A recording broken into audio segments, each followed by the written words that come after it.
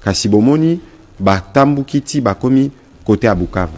na makanisi wana kaka ya koboma ba congolais yango tozo recommander na ba compatriotes na biso nyonso oyo baza na Bukavu bavanda na ndako ba s'exposer te parce que toyebi ndenge batwana ba opéraka bazaka na gâchette facile ba retourna yo moi 1 l'air yo le bidé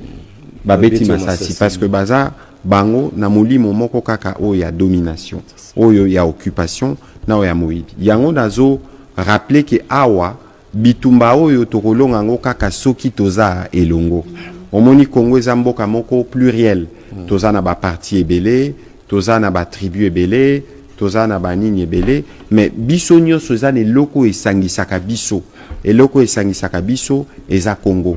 donc kasi lelo biso nyonso totiki nanu pembeni bao ezalaka ba différence na biso ndenge bino bolobaka wa le Congo d'abord toyeba kotelema pona kobatela Congo ndenge nazaki koloba na lokota ya français Congo eza 26 provinces Congo eza 145 territoires Congo eza plus de 88 000 villages Congo eza 2 345 410 km². Voilà. Ça veut dire que biso nyonso lelo ndeto salaka ke Congo ezala omoni eloko pe salaka ke ba congolais nyonso bazala réunis na moment moko eza télévision nationale yango na sepelaki ko répondre à l'invitation ya bino na cadre programme ope bobengi notre Congo voilà et la kisi ke lelo Congo eza neti nzoto soki lito yeza touché topé liboko eza touché nzoto mobimba moi ezala malamu ezalité yango tozo exprimer sentiment et solidarité na ba congolais nyonso oyo baza sous occupation pe bayebake gouvernement zo sala nyonso po babima na situation na yami balé naza ko rappeler que biso awa ezana o tobengaka poison rwandais za makambo lokuta topé ba rumeur ba poison oyo bazotinda na ba réseaux sociaux pour na ko créer ka psychose babiloko wana nyonso za babiloko oyo biso il faut to barrer yango na ko rappeler pe na ko pesa botondi mingi na bana Kinshasa o balandaki maloba o toyobelaki bango samedi boyokaki mwa nungu au bako kende bisika ba église ezali bako perturber ba service religieux bisolaire to telemaka to lobaka ba congolais bayokaka yango tozo senga na bango bazala toujours branché na makambo oyo biso tozo loba na bango bakota na ba stratégie ya monguna te o tongo midi pourquoi alukaka kaka porta ya ko fragiliser bomoko na biso soki biso nyonso totikali bomoko na sima ya mapinga totikali bomoko na sima ya président Félix Antoine Tshisekedi topé na sima ya gouvernement ezaka na lolenge wana nde tokosilisa bitumbo tozali na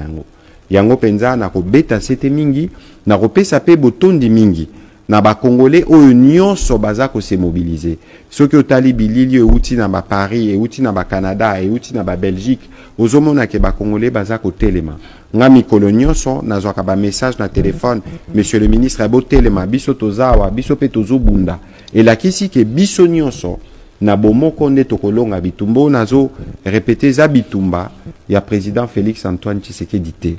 eza bitumba ya ba congolais nyonso bino moko boyebi ba projet ba balkanisation ba projet oyo ba Lumumba bakufa ba bitumbo oyo ba papa Antoine Gizenga basala ba papa Etienne Tshisekedi basala tour oyo eza tour na biso pepo na rosala bitumba wana biso ba congolais nyonso tozala na vraiment na motema ya ko comprendre nyonso wana pe tozala na détermination ya ko salela nyonso tozali nango pona ko battre lekolo oza journaliste osaleli micro na yo voilà oza musicien osaleli art na yo osaleli nzembo na yo oza judoka oza sportif nyonso yo bozali nango oza étudiant oza jeune bino nyonso botelema na mikolo ezali koya tozolengela na ba collègue ya gouvernement tozosala initiative mo muneno tozobenga 26 égale 1 et la kisi ke 26 provinces égale mboka moko nyonso na utai kolimbola wa parce que yangonde yano ya motuya o tokoki kopesa na ba défi nyonso tozo connaître na mikolo alelo donc batu bazala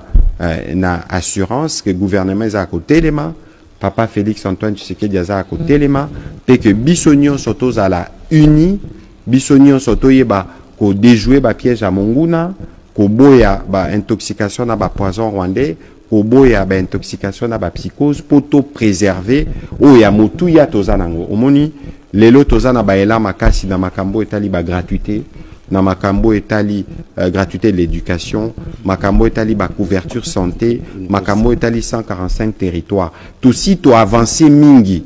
Yango banguna bazo banga ke Congo etelema parce que ce qui Congo etelemi atabiso tozakana ba comportement au bango bazakana ngote ya kosala salaka ba bitumba mais bazo banga puissance ya RDC. Yango biso ba congolais nyonso tozala na discernement ya ko comprendre ba enjeu ndenge zaleli pe biso nyonso to telema bisika tozali ata yo ozarana parti songolo pakala ata yo sambelaka na église songolo pakala mais to yeba ke biso nyonso toza bana ya papa moko toza bana ya mboka moko pe mboka esengeli na biso na moment oyo poto